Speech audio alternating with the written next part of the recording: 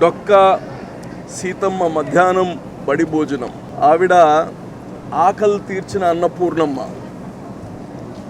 ఈరోజు వారి పేరు పెట్టి ఆంధ్ర రాష్ట్రంలో 44,119 స్కూల్స్ మరియు జూనియర్ కాలేజెస్లో మధ్యాహ్నం భోజనం పోషక ఆహారాలు కూడిన ఇట్స్ ఎ న్యూట్రిషియస్ ఫుడ్. అలాగనే 33,81,000 మంది విద్యార్థులు. ఈరోజు ప్రభుత్వం ఎన్ని కష్టాల్లో ఉన్నా ఈ దేశ భవిష్యత్తు భావి తరాలకి ఇప్పుడు చదువుకుండే బిడ్డలు భోజనం లేదని డ్రాప్అవుట్స్ అయిన పిల్లలు ఎంతోమంది ఉన్నారు.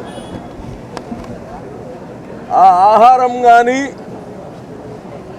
తినలేక అంటే తల్లిదండ్రులు ఏర్పాటు చేయలేక పనులకు పోయేవాళ్ళు, డ్రాప్అవుట్స్ అయిన వాళ్ళు, వీళ్ళందరూ అలా కాదు. ఆహారం కోసం ఎవరు చదువులు మానకూడదు.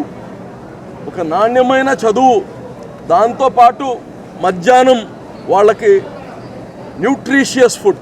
5 రోజులు కానీ మెను డిఫరెంట్గా, ఒకరోజు వెజిటేబుల్ బిర్యానీ, అలాగనే సాంబార్ రైస్ ఒకరోజు పులిహారు ఒకరోజు, అలాగా ప్రతిరోజు పొంగల్ ఒకరోజు, వెజిటేబుల్స్, ఇవన్నీ ఒక ప్లాన్గా న్యూట్రిషియస్ ఫుడ్గా అరేంజ్ చేస్తున్నారు. దీనికి కేంద్రము మరియు రాష్ట్రం కలిపి 1854 కోట్ల రూపాయలు ఇవ్వడం నిజంగా సంతోషకరం. మరి ఇంత చక్కటి ఏర్పాట్లు ప్రత్యేకంగా కమిషనర్ గారు చేసిన దానికి ఆయనకి ప్రత్యేక ధన్యవాదాలు తెలియజేసుకుంటూ, ఈ కాన్స్టిట్యుయెన్సీకి మరి ఈ కాలేజెస్ అన్నిటికి కానీ నారాయణ గారి చొరవ, నారాయణ ఇన్స్టిట్యూషన్స్ ఆ రోజుల్లో మెటీరియల్, ఫ్యాకల్టీ మొత్తం ఉచితంగా ఇచ్చారు ఈ బిడ్డలకి.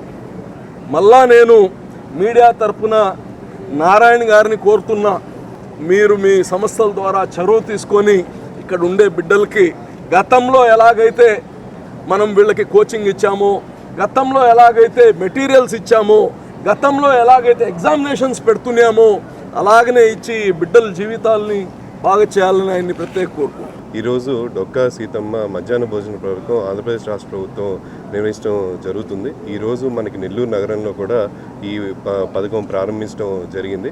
మనకి నాణ్యమైన ఆహారం అందరూ విద్యార్థులకు కూడా అందించాలన్న ఉద్దేశంతో మెనూని రివైజ్ చేసి 6 రోజుల పాటు అప్డేటెడ్ మెనూతో దీన్ని నిర్వహించడం జరుగుతుంది. అలానే ఈరోజు ఇక్కడ మున్సిపల్ జూనియర్ కాలేజ్లో కూడా ఈ మధ్యాహ్న భోజనం డొక్కా సీతమ్మ మధ్యాహ్న భోజన పథకాన్ని అందరూ కూడా ప్రారంభించడం జరిగింది.